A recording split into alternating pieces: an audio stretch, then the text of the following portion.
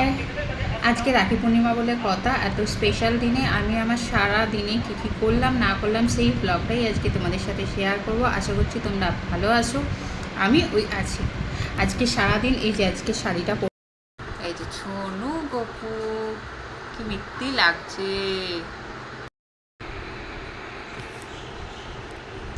গপুকে পড়ানো হয়ে গেছে, গপুর হাতে পড়ানো হচ্ছে রাখি।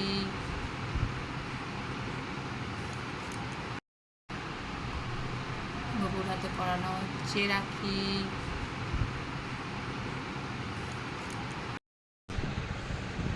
গপুকে পড়ানো হচ্ছে।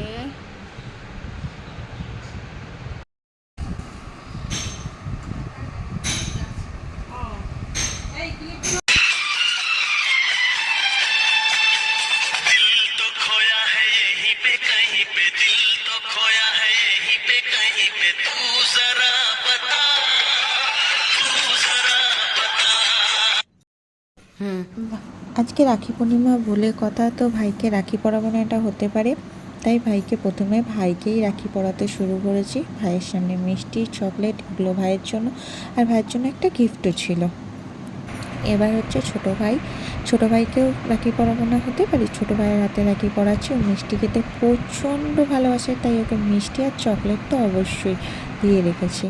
দাদাভাই এরপর এসেছিলো।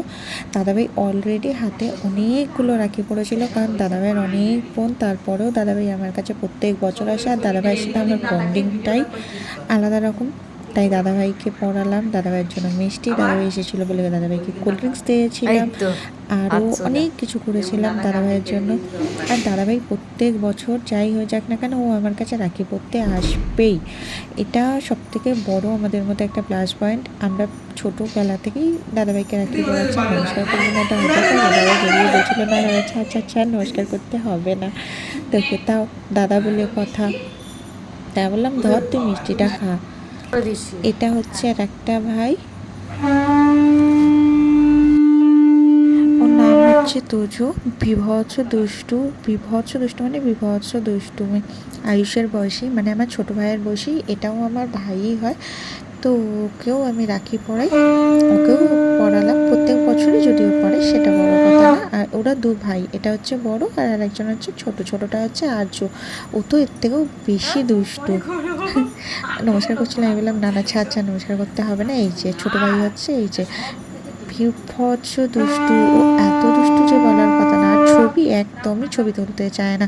আমি জোর জবরদস্তি করে ভিডিওটা করেছিলাম, হাত দেখিয়ে তারপর বলছিলাম ময়ূরটা কিন্তু হাত থেকে উড়ে যাবে, কারণ ও খুব ময়ূর পছন্দ করে। সেই জন্য আমি খুঁজে ওর জন্য রাখিটাও কিনেছিলাম পুরো ময়ূর দেখে। বললাম ময়ূরটা যদি উড়ে যায় কি করবি আর চোখ।